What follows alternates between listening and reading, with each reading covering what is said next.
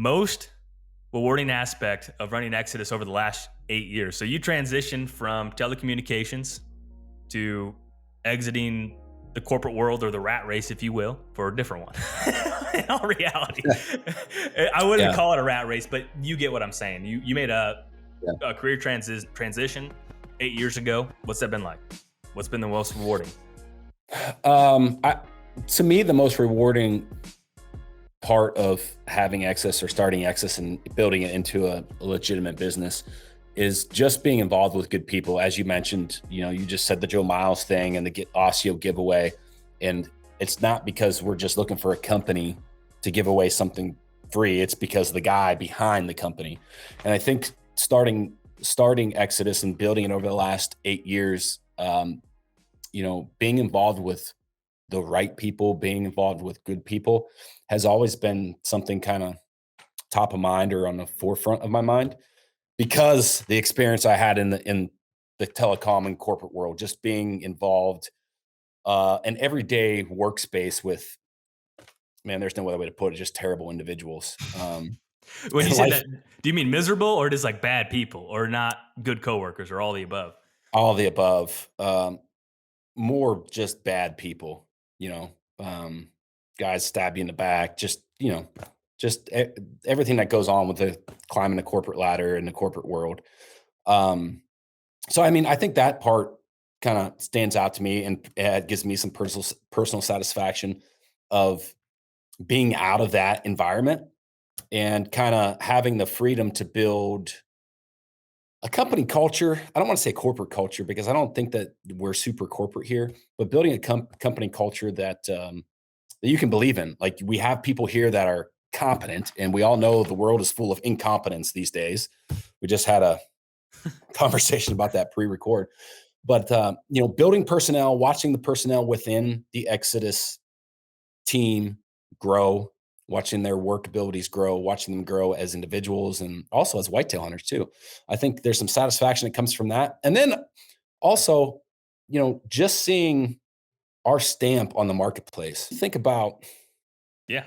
us starting as a D2C company back in 2015 and watch the market change because of some of our policies.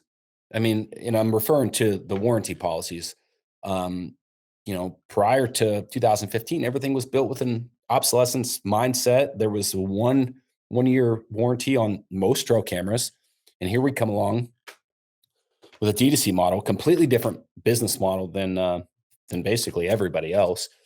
And we did more than just say we wanted to have or had the best customer service. I mean, you hear that line from every company in every product category. We have the best customer service. We care about our customers. Well, it's one thing for those words to come out of your mouth. It's another thing when you back it up by action and you put your money where your mouth is. So having that and seeing the impact that we've made on the trail camera space over the first 6 7 years, with companies changing their warranty policies and becoming more competitive. To me, that it's amazing, because at the end of the day, whether people are buying our products or buying somebody else's products, they're still winning.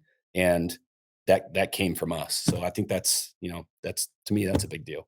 Yeah, I couldn't agree more with that, and that's so apparent. I think as companies change policies to be more competitive with some of the offerings that Exodus had or has, is says a lot.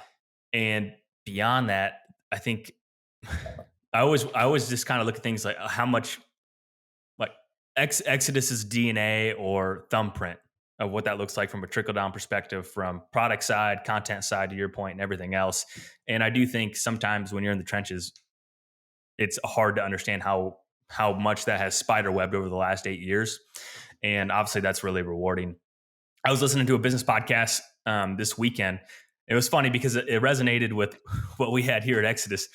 They have a large podcast now, and their first like 3 episodes, I think the first one had 30 downloads, the one after that had 25. So they lost they lost some of that listenership. But I think that's so apparent that you just have to get started, and if you continue to do what you say you're going to do and just show up and be consistent, the market rewards that. And you look back at, where Exodus was and where we're at today with the team we have and the amount of products we move and the general sincere outreach you get of people that are just really thankful for the products we make and the content we put out. So I think that's a really rewarding aspect to be part of Exodus in that regard. One thing that has not transitioned anywhere else, no one's been brave enough to emulate the 5-year theft and damage policy. No one's done that one. No, I don't think anybody really will. I think some of that boils down to, the business model that we have. And also at the same point in time, like it goes back to my statement about the customer service and, it being more than words, but being backed up by action. Because whether a trail camera gets stolen or if it gets damaged by, something that's some circumstance that's out of the control of the end user, like most companies just see it as a additional sales opportunity. And like that's probably part of their forecast or part of their sales That- strategy to some extent. I mean, Apple got in a lawsuit over that. Right.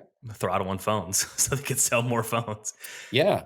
So But I yeah, think, you know, I don't see anyone stepping up to the plate to that extent. But for us, it was just a way for us to lead by action and say, hey, like, there's some added value here with what we're doing. We're willing to have your guys' back and sell something or give something at cost because, something bad happened to you essentially. mhm. So it's not like a surprisingly, the stolen camera thing doesn't happen as much as what people think. Just to be totally honest, I mean, and everybody has that pinned on on public land. Like, oh, I'm only going to buy the $25 Tascos because somebody's going to steal my camera. And over 8 years, there hasn't. It's not an overwhelming number that gets stolen. And usually, if they get stolen, I would say there's probably more cameras stolen on private than there is public. It's been a while since I went back and looked at, um, our spreadsheet and the product Mhm. register to actually track that. But, I know at one time it was more stolen cameras on public or on private than public. And I think that comes from probably trespassers obviously getting their photo Picture taken taken. or Yep. whatever. They know Yep. they're not supposed to be there and then they swipe the camera.